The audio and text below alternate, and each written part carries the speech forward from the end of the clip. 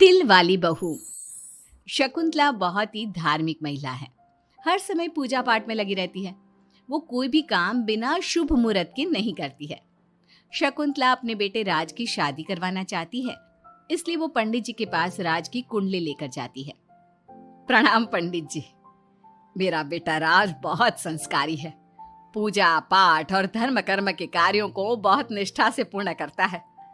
मैं अपने बेटे की शादी कराना चाहती हूँ, इसलिए उसकी कुंडली ले आई हूँ। शकुंतला पंडित जी को कुंडली देते हुए कहती है और पंडित जी कुंडली को ध्यान से देखकर कहते हैं, बेटे, तेरे बेटे का उज्जवल भविष्य है। इसका गृहस्थ जीवन भी अच्छा रहेगा, परंतु क्या पंडित जी? परंतु एक बात का विशेष ध्यान रखना होगा। तुम्हें अपने बेटे की शादी उसी लड़की से करानी होगी जिसके गाल पर तिल हो। वो लड़की तुम्हारे घर, तुम्हारे बेटे और तुम्हारे भविष्य के लिए सुख, शांति और समृद्धि लाएगी। तुम्हारा भाग्य केवल उस लड़की के आने से ही जागेगा। जी पंडित जी, मैं ऐसी ही बहू लाऊंगी जिसके गाल पर तिल हो। धन्यवाद पंडित जी, धन्यवाद। पंडित जी का धन्यवाद करके शकुंतला वहां से चली जाती है। अब वो दिन रात तिल वाली बहू के बारे में सोचती रहती है। शकुंतला अपने बेटे का जहां भी रिश्ता लगाती तो उसकी एक ही शर्त होती कि तिल वाली बहू चाहिए, लेकिन उसे तिल वाली बहू कहीं मिलती ही नहीं। एक दिन अपनी माँ को इस तरह से परेशान देखकर राज कहता है, माँ, आप मेरे लिए तिल वाली लड़की क्यों देख रही हैं? अरे क्योंकि पंडित जी ने बोला है, वो तुम्हारे और इस घर के लिए भाग्यशाली साबित होगी। माँ, मैं एक लड़की से प्यार करता हूँ। आप मेरी शादी उस लड़की से करा दो ना। उसके गाल पर तिल होगा तभी मैं तुम्हारी शादी उससे कराऊंगी, नहीं तो भूल जाओ उस लड़की को।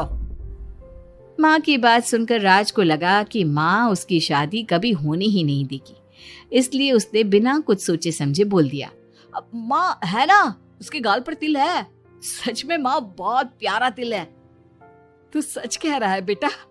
अरे तो तूने मुझे पहले क्यों नहीं बताया? जल्दी से मुझे उस लड़की से मिलवा दे।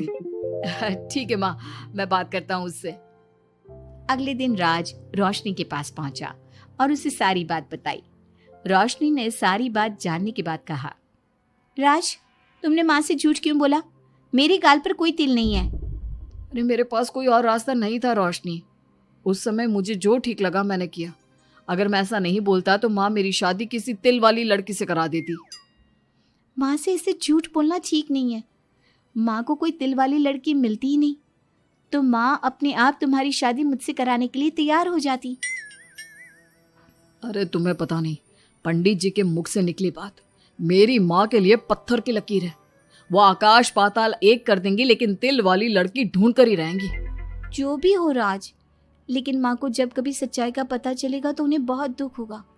और मेरे गाल पर तो तिल है ही नहीं, अब मैं माँ से कैसे मिलूंगी? तुम अपने गाल पर काजल से एक तिल बना लो ना, बाकी मैं संभाल लूंगा। अगले दिन रोशनी ने ऐसा ही किया। उसने काजल से गाल पर एक तिल बना लिया। इसके बाद राज ने रोशनी को अपनी माँ से मिलवाया, और जब शकुंतला ने रोशनी को ध्यान से देखा तो उसके गाल का तिल देखकर बहुत खुश हो गई और दोनों का रिश्ता पक्का कर दिया। कुछ ही दिनों में शकुंतला ने राज और रोशनी की शादी बहुत धूमधाम से करा दी। बहू, राज, जल्दी बाहर आओ, एक खुशखबरी है। रोशनी और राज बाहर आते हैं। राज, देखा, मेरी बहू के भाग्य से घर में खुशी आने लगी। जिस जमीन का केस हम पिछले 10 साल से लड़ रहे थे ना, वो केस अब खत्म हो गया है। अभी अभी वकील साहब का फोन आया है, वो केस हम जीत गए हैं। माँ, ये तो बहुत अच्छी खबर है। ये सब आपकी मेहनत का फल है। आपने इस कोर्ट केस के चक्कर में बहुत मेहनत की है। अरे नहीं बेटा, ये तो मेरी तिल वाली बहू के भाग्य से हो रहा है। पंडित जी ने बिल्कुल सही कहा था। शकुंतला रोशनी को बहुत प्यार करती है, लेकिन रोशनी के मन में दुख होता है। वो सोचती है, माँ मेरे झूठ को सच समझ रही है।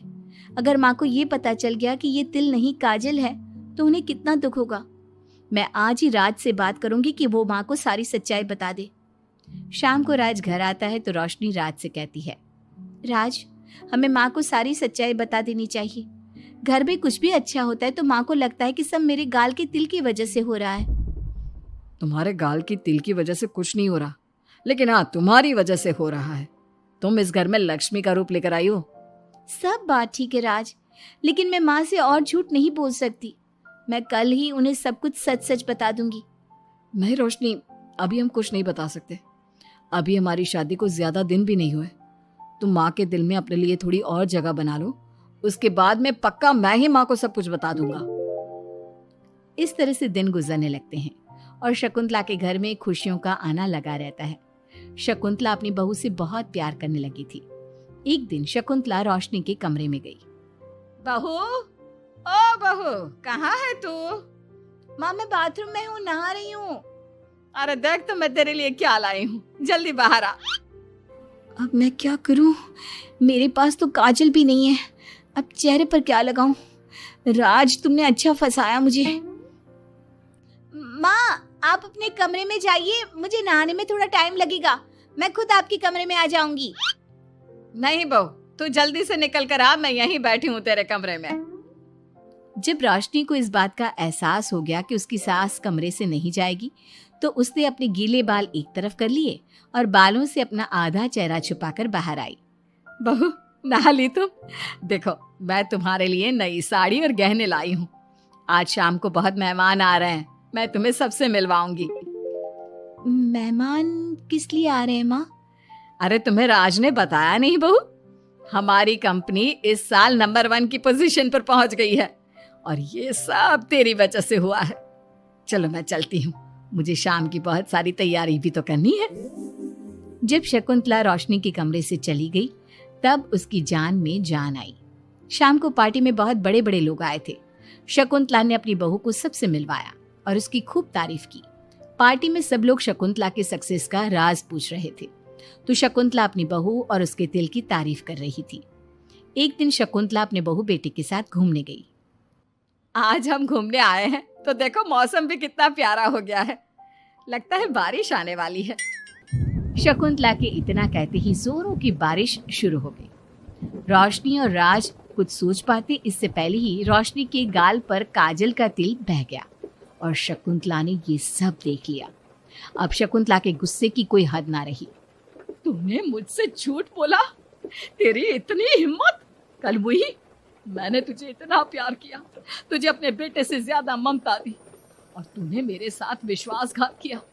मैं तुझे कभी माफ नहीं करूंगी। माँ, इसमें रोशनी की कोई गलती नहीं है।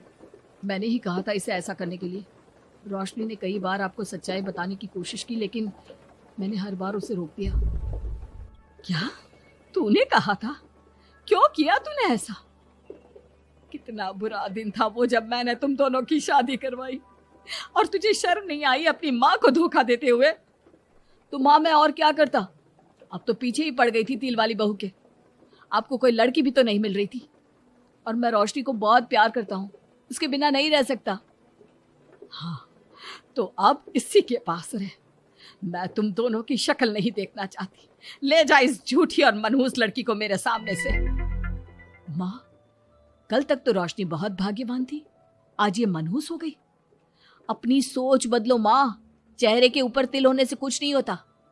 आपने देखा नहीं, रोशनी के घर आते ही हमारे सारे काम पूरे हो गए। आज हमारी कंपनी नंबर 1 है। अब कब अंधविश्वास करना छोड़ोगी? बेटे की इतना समझाने पर माँ को समझ में आ जाता है कि वो गलती कर रही है। शकुंतला अपने बहू बेटे को लेकर घर आ जाती है। अगले दिन शकुंतला रोशनी के गाल पर काजल से एक तिल बना देती है। राज और रोशनी शकुंतला को बहुत हैरानी से देखते हैं। तब वो कहती है, ऐसे क्या देख रहे हो तुम दोनों? ये तिल नहीं, काला टीका है, ताकि मेरी बहू को किसी की नजर ना लगे। शकुंतला की बात सुनकर सब हंसने लगते हैं।